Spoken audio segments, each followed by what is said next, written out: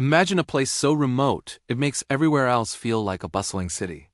In the heart of the South Atlantic Ocean, there exists an island that holds the title of the most remote inhabited place on Earth, Tristan da Cunha.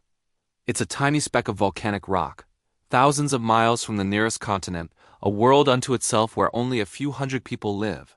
Getting there is an epic journey, a week-long boat trip from South Africa, crossing some of the world's roughest seas. But it's not just its isolation that makes this island so fascinating. It's a secret the island keeps, a mystery whispered on the wind. The islanders, descendants of shipwrecked sailors and settlers, have lived here for generations, their lives dictated by the rhythm of the ocean and the temper of the volcano that created their home. They are a resilient community, self-sufficient and deeply connected to their land. They know every rock, every cove, and every gust of wind. And it's the wind that carries the island's strangest secret. They talk about a phenomenon that defies simple explanation, something they call the Whispering Cliffs. Picture this: towering volcanic cliffs, black and jagged, plunging dramatically into the churning sea. These cliffs form a natural fortress around the settlement, named Edinburgh of the Seven Seas. On most days, you'll hear the crash of waves and the cries of seabirds. But when the gales blow in from the west, a powerful, relentless wind that has traveled uninterrupted across the vast ocean, something extraordinary happens. The locals say the cliffs begin to sing. It's not a sound you'd expect from rock and wind. They describe it as a low, mournful hum, an ethereal melody that seems to emanate from the very stone itself. Some say it sounds like a choir of distant voices, others a haunting, vibrational tone that you can feel in your bones as much as you can hear. For centuries, this has been a part of life on Tristan. It's a sound that signals a coming storm, a natural alarm clock for the islanders. But what causes it? This is where the story splits into two paths: the path of science and the path of legend. Let's dive into the legend first, because it's woven into the very soul of the island. The oldest tales, passed down through generations around crackling fires, speak of the voices of stranded sailors. Tristan da Cunha's history is filled with shipwrecks. Countless vessels, battered by the infamous Roaring Forties winds, met their end on its treacherous shores. The legend says that the souls of these sailors, lost and unable to find peace, became trapped within the cliffs. When the wind howls, it's their spirits crying out, their lonely laments echoing across the island. A timeless warning to those who brave the sea. It's a powerful, romantic, and slightly chilling explanation that gives the sound a deep emotional resonance for the people who live here.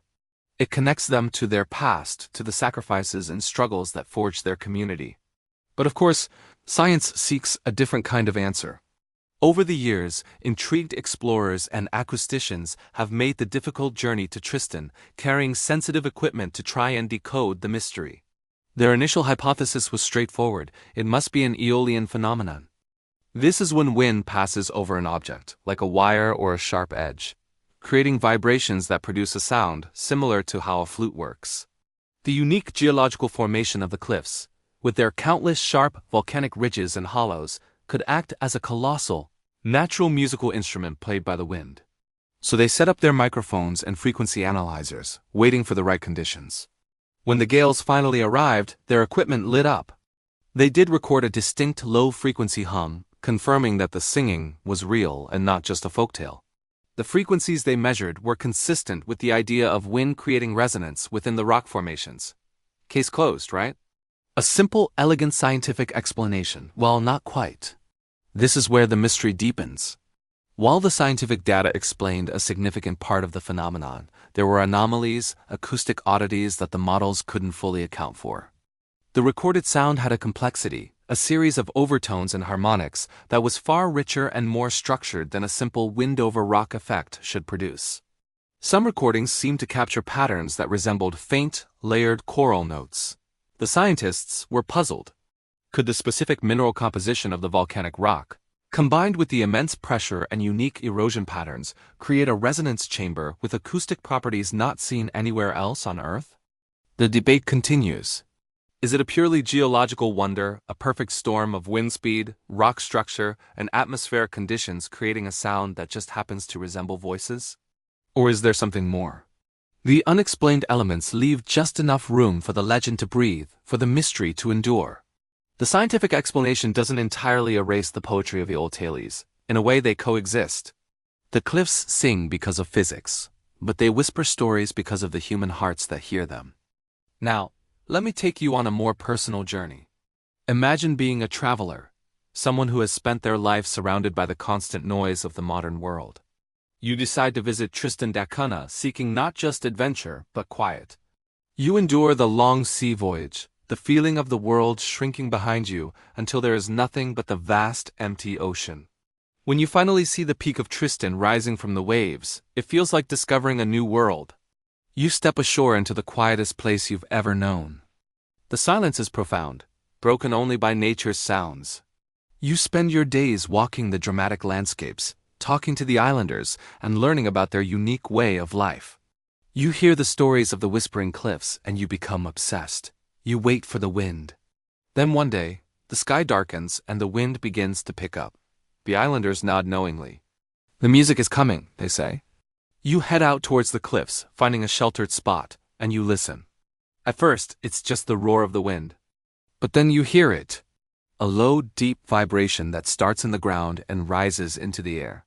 It's a sound that's both beautiful and unsettling. As you listen, wrapped in the raw power of nature, you don't think about frequencies or aeolian effects.